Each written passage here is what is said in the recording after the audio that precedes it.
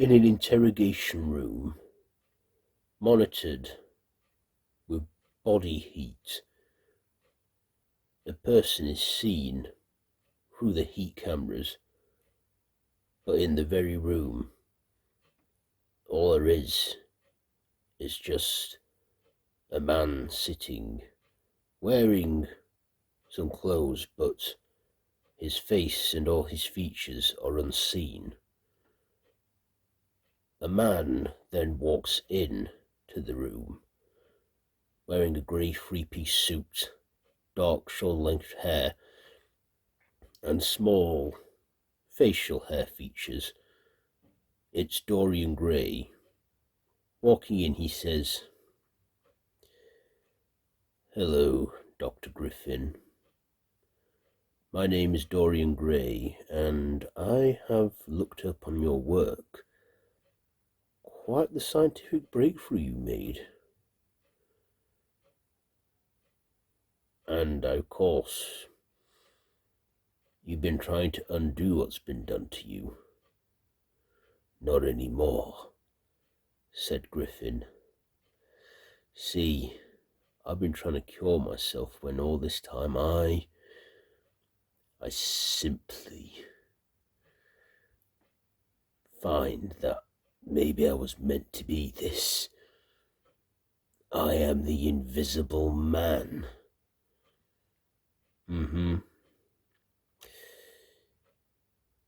I see, and what? Being invisible, has it given you such power you feel you can get away with anything? Murder even? Because you killed quite a lot of innocent people. Yeah, well, they just don't understand the future. Do you perhaps want to tell me exactly what happened? Tell me all this from the beginning, maybe? I mean, there's a report that says that you were at the inn in East Sussex. Maybe you want to tell me what you were doing there when they found some belongings, some papers, research stuff. You were nowhere to be seen, and then a flying suitcase comes and knocks out the police officer and the landlord. You want me to tell you my story? Yes, I would. Well, it's quite a long one. I've got all day, nothing to go home to, even though I do live around here at this place called Prodigum. By the way, that is where you are right now. You're in an interrogation room at the Prodigum Institute. I am a co-director of this facility. Dr. Jekyll also is a director at this place too. What is this Prodigum?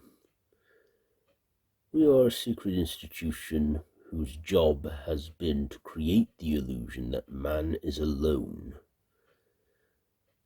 And man best stays that way. Now, Dr. Griffin, would you like to tell me about how you got in this predicament? All right, then I'll tell you. Are you sitting comfortably? Yes. All right, then. Here it goes.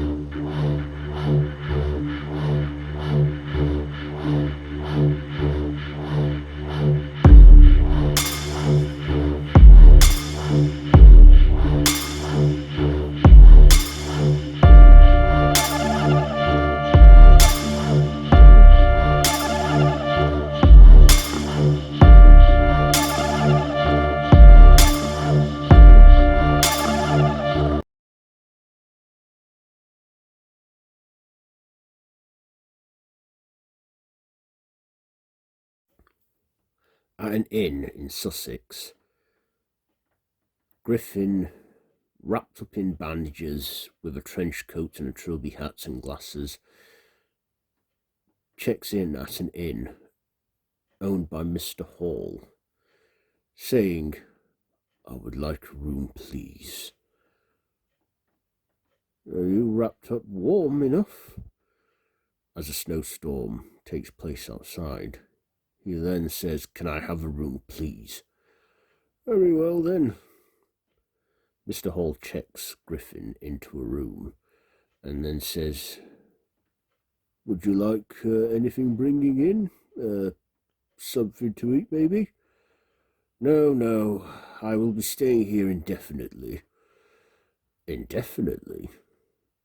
"Well, it's about £50 for the night. Here is this check. Just put whatever number you feel is convenient.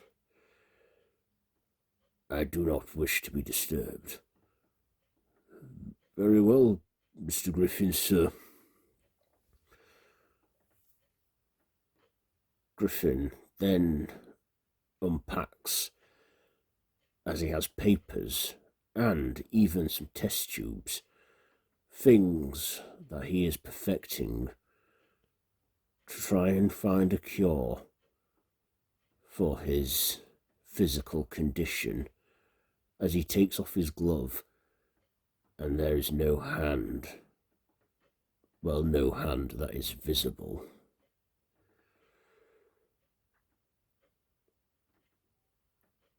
Griffin then starts to record his voice, saying, "This is Dr.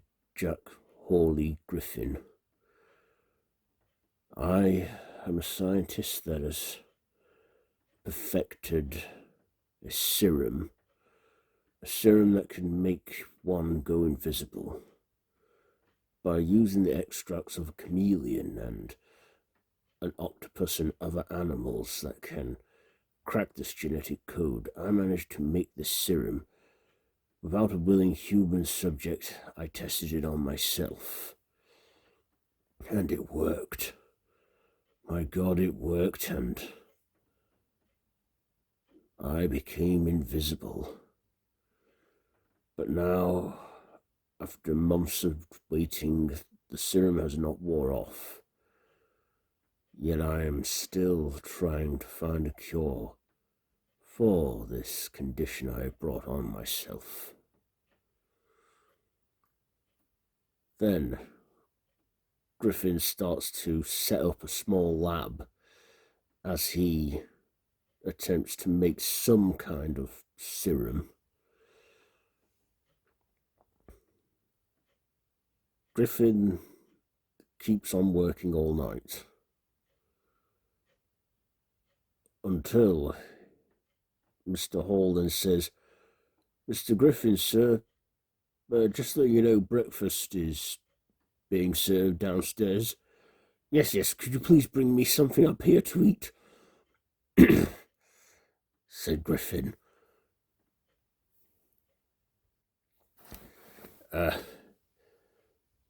"Yes, but wouldn't you rather come down?" "No, I wish for you to bring it up for me."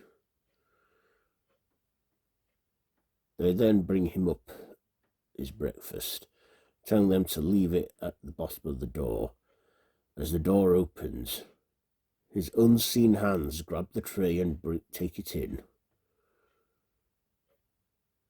where he unwraps his mouth and starts to eat the breakfast that has been provided.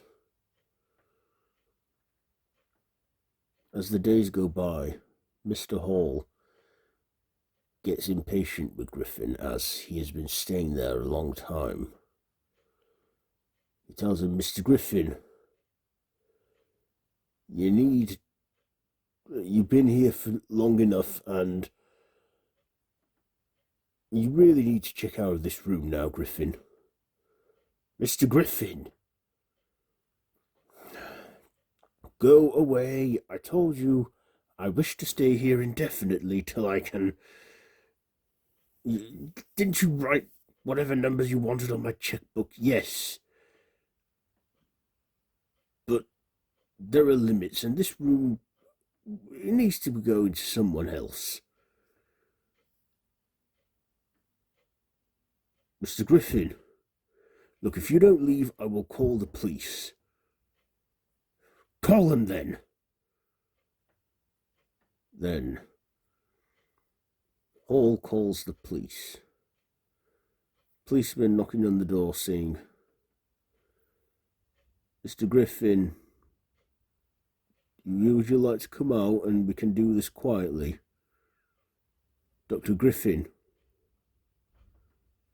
Griffin, in a blind panic, starts to throw his bandages off and his clothes. As the police grow impatient, they break through the door with Hall. Looking around, they see the window open with a cold blizzard blowing inside. Mr. Hall saying, you don't think it's a bit of a drop, isn't it? To say we're up here. As their breaths are seen as they breathe, behind them, an unseen presence breathes.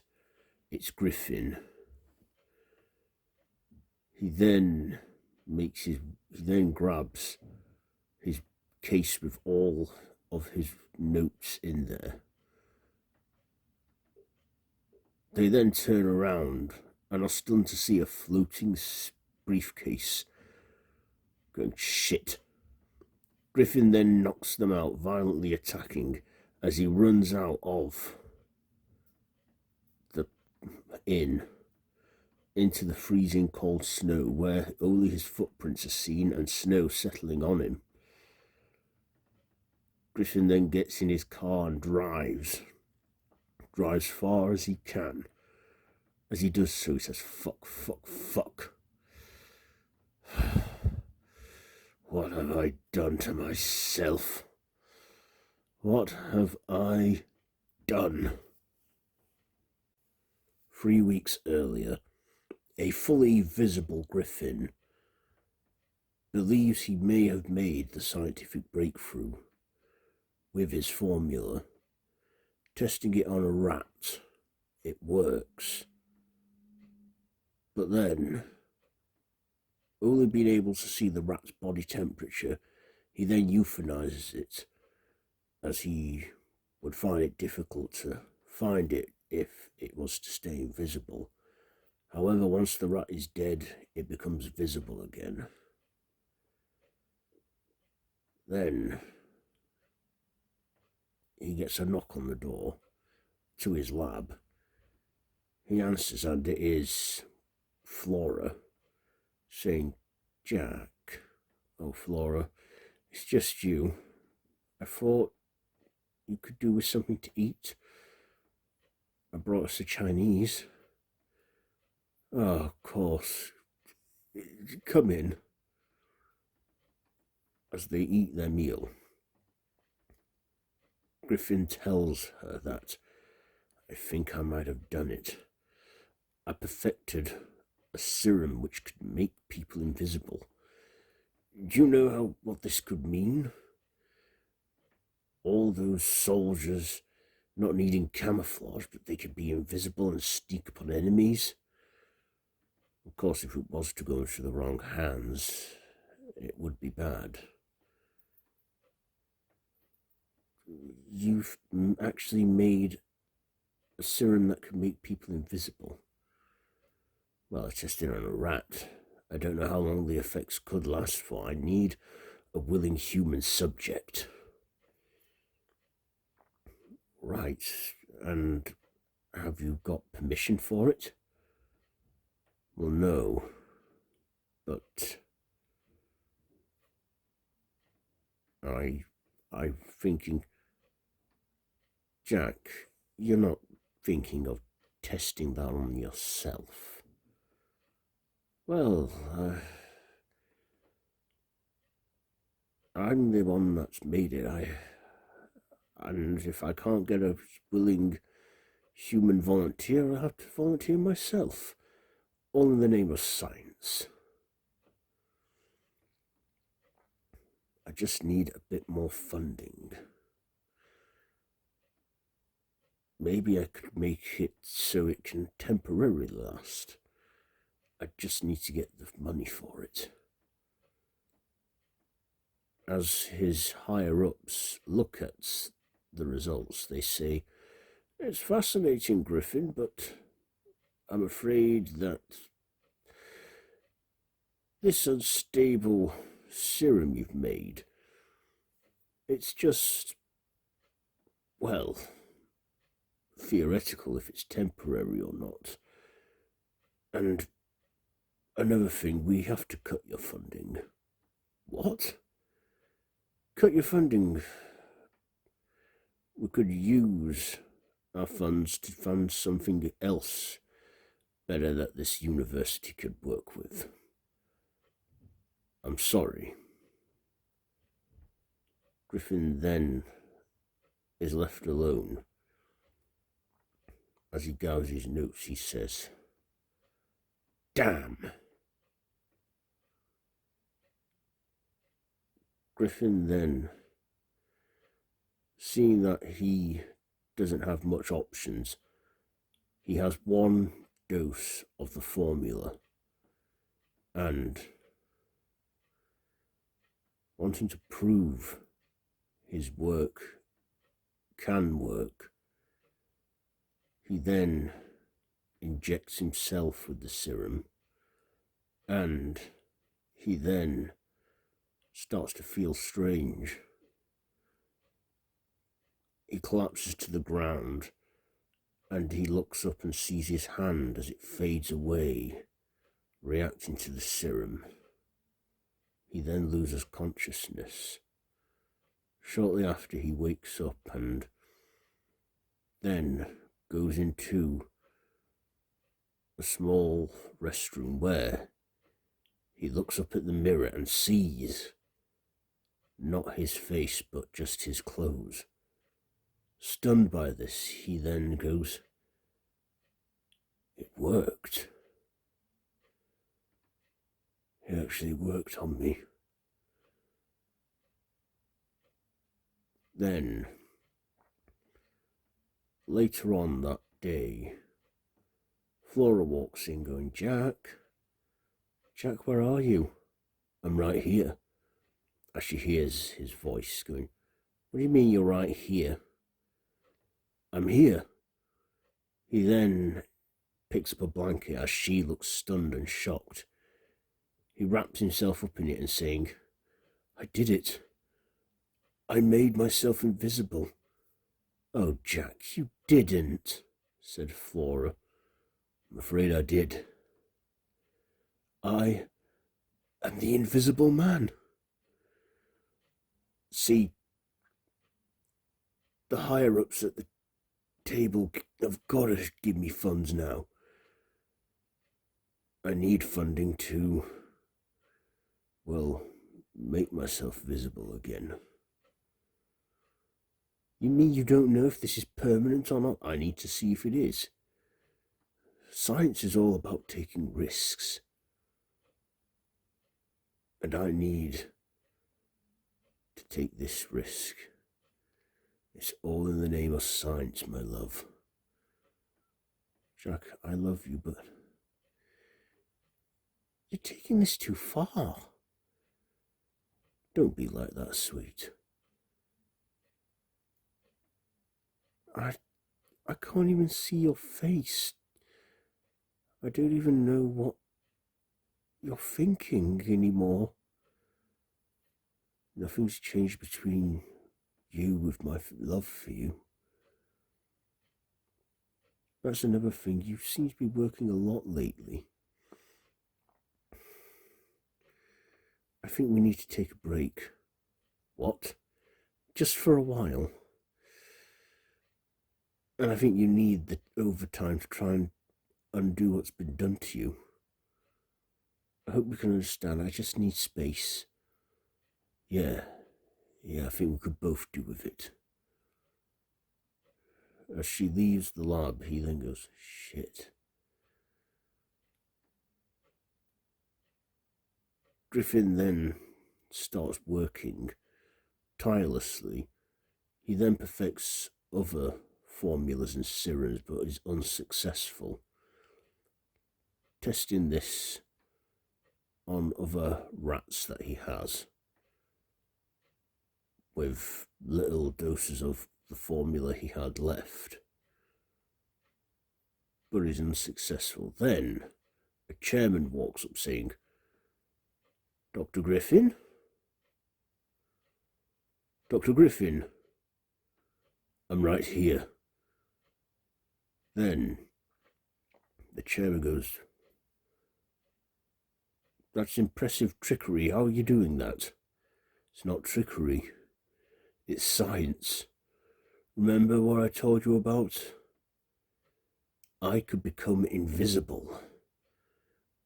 Just think, this could change the army forces. So much history. I can be invisible. But I need the funds to keep working on this, even find a way to undo it, as I've been like this for a few days now, and I can't get visible. This is insane.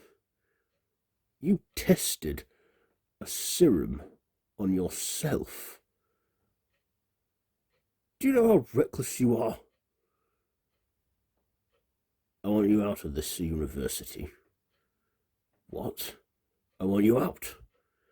I've been trying to get you to get out of this university for some time." "Oh, I see. You've always had it in for me, haven't you?"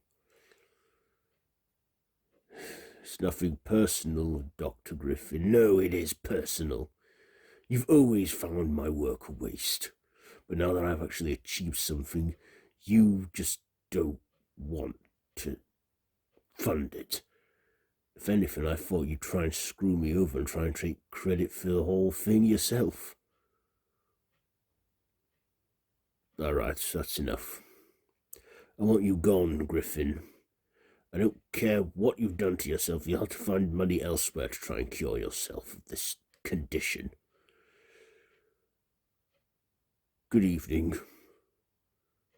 Don't you turn your back on me." I said, "Don't you turn your back," as he grabs the chairman. The chairman then says, "Keep your hands off me, Griffin, or I'll call the authorities, or worse, an institute that can deal with you. 'Cause you're mad. Mad for doing all this to yourself. Now, you're on your final warning."